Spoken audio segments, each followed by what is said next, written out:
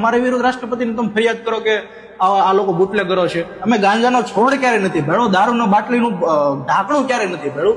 એની વિરુદ્ધ તમે રાષ્ટ્રપતિને એવી ફરિયાદ કરો કે ફલાણા બુટલેગરો છે, ફલાણા લેડીડોન છે, બે મળીને છુપી રીતે દારૂનો ધંધો કરે છે, ડ્રગ્સનો ધંધો કરે છે. સુરેન્દ્રનગર એલસીબી માંથી 4 દિવસ પહેલા મારી પર ફોન આવ્યો હતો કે તમારી વિરુદ્ધ રાષ્ટ્રપતિને ફરિયાદ કરવામાં આવી છે. એટલે ભાઈ, મારા જેવા નાના એડવોકેટ વિરુદ્ધ રાષ્ટ્રપતિને ફરિયાદ કરવી પડે? આવા દિવસો અમારા આવી ગયા હતા. એડવોકેટ રજનીકાંત પાંચાણી વિરુદ્ધ જે રાષ્ટ્રપતિને ફરિયાદ થઈ છે, એ ફરિયાદની અંદર એવું લખેલું છે કે નામચીન ગુનેગાર ડોન બુટલેગરો રજનીકાંત પાંચાણી અને ફલાણા લેડી ડોન. હવે એ જે બેનનું નામ છે એ પોતે એડવોકેટ છે, મારે એનું નામ ન લેવાનું હોય કારણ કે બધાની પોતપોતાની પ્રાઇવેસી છે.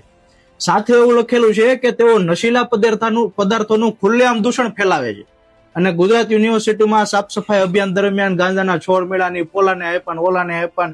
હવે અમે ક્યારે ગુજરાત યુનિવર્સિટીમાં ક્યારે રજનીભાઈ તો ગયા નહીં હોય, અમે ગાંજાનો છોડ ક્યારે નથી ભેળો, દારૂનો બાટલીનું ઢાંકણું ક્યારે નથી ભેળું. એની વિરુદ્ધ તમે રાષ્ટ્રપતિને એવી ફરિયાદ કરો કે ફલાણા બુટલેગરો છે, ફલાણા લેડીડોન છે, બે મળીને છુપી રીતે દારૂનો ધંધો કરે છે, ડ્રગ્સનો ધંધો કરે છે. હવે અમે ક્યારે ડ્રગ્સ ખરેખર આમ ગણો ને તો ડ્રગ્સનું અમે તો આ વસ્તુ અમે તો ગોતીએ છીએ, કોણ વેચે છે, બુટલેગરોને પકડીએ છીએ. એના બદલે અમારા વિરુદ્ધ રાષ્ટ્રપતિને તમે ફરિયાદ કરો કે આ લોકો બુટલેગરો છે. આ તો એવી વાતચીત થઈ કે આપણે સામાજિક કામગીરી કરતા હોય અથવા કે લોકોને કાયદેકીય જ્ઞાન આપતા હોય એટલે આપણે દબાવવાનો પ્રયાસ કરતા હોય, પરંતુ આ બાબતે ડરી જવાની જરૂરિયાત નથી. કારણ કે જે ખોટી ફરિયાદ કરીને તો આ બાબતે જે ડીજીપી સાહેબ જે 2010 નો એક પરિપત્ર છે, એ પરિપત્રના આધારે મેં બીએનએસની સેક્શન 217/217, 248 અને 170 હેઠળ ગુનો નોંધણીની ફરિયાદ જે સુરેન્દ્રનગરના એસપી સાહેબ છે એને અને જે એલસીબી જે પીઆઈ સાહેબ છે એને મેં મારા દ્વારા ફરિયાદ કરવામાં આવી છે કે આ જે ખોટી ફરિયાદો કરે છે અને જે સામાજિક ક્ષેત્રે, રાજકીય ક્ષેત્રે અથવા કે કાયદાકીય જ્ઞાન આપનારા વ્યક્તિઓને જો દબાવવાનો પ્રયત્ન કરતા હોય તો આ બધા વિરુદ્ધ કાર્યવાહી કરવામાં આવે. સાથે હું છેલ્લે હજી કહું છું કે જે લોકો કાયદાકીય રીતે મદદરૂપ થાય છે, વકીલો નાના માણસો માટે, અડધી રાતે અમારી સિસ્ટમ છે કે કોઈનો પણ મેસેજ આવે રજનીભાઈને અથવા કોઈનો પણ ફોન આવે એટલે પોતે રિસીવ કરીને વાતચીત કરીને જે કંઈ પણ નાની મોટી જરૂરિયાત, જે કંઈ નાની મોટી સમજણની કે આતે જરૂરિયાત હોય નોલેજની, એ આપે છે.